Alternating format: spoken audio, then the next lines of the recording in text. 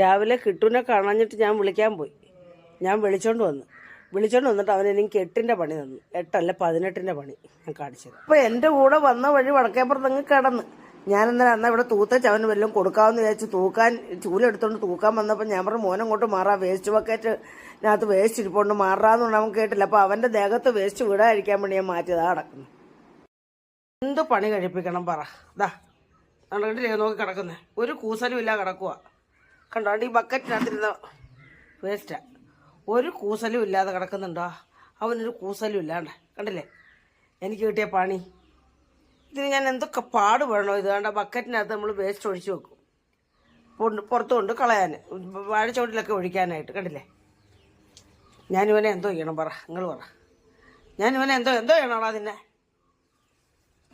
കിട്ടു എന്തോ ചെയ്യണം നിന്നെ? എടാ നിന്നെ എന്തോ ചെയ്യണം? കിട്ടുവേ നിനക്ക് മാപ്പ് തരണോ? ഞാന് കിട്ടുവേ പാടുവിട്ട് വിളിയേക്കുവാ. ഇത് വൃത്തിയാക്കി തന്നില്ലേ നിനക്ക് ഞാനൊന്നും തരത്തില്ലെന്ന് കേട്ടല്ലോ.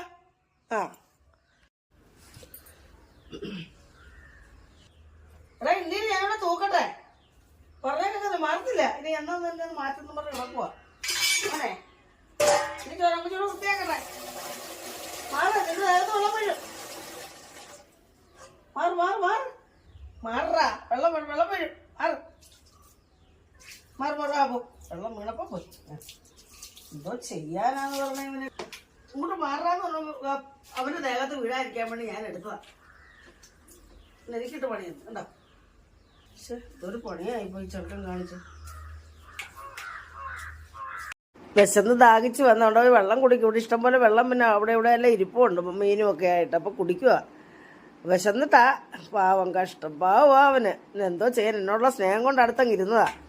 പിന്നെല്ലാം കോരി വേസ്റ്റ് എല്ലാം കളഞ്ഞിട്ട് പിന്നെ ചവിട്ടി ഞാൻ അവിടെ തന്നെ ഇട്ട് അവിടുത്തെ വേസ്റ്റെല്ലാം അതിനകത്ത് അവിടെ തന്നെ കഴുകി ഒഴിച്ചു. കാരണം വെജിറ്റബിൾ എല്ലാം പിന്നെ ചടുവത്തിട്ട് കഴുകും അങ്ങ് ഇതിനകത്തെല്ലാം പറ്റി പിടിക്കുമല്ലോ. പിന്നെ കഴുകി എടുക്കാം, ഇനി അങ്ങോട്ട് മാറ്റി കൊണ്ടിടാം, കഴുകിയെടുക്കുക. അങ്ങനെ എല്ലാം വൃത്തിയാക്കി ചവിട്ടിയും പുതിയതെടുത്തിട്ട്.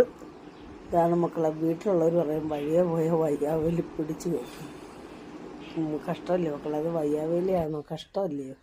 അവൻ വയ്യാവേലി ഒന്നുമല്ല, എനിക്ക് അവൻ്റെ ജീവനാണ്. പക്ഷേ അവൻ്റെ കുഴപ്പമില്ല കേട്ടോ, അറിയാൻ സംഭവിച്ചത്.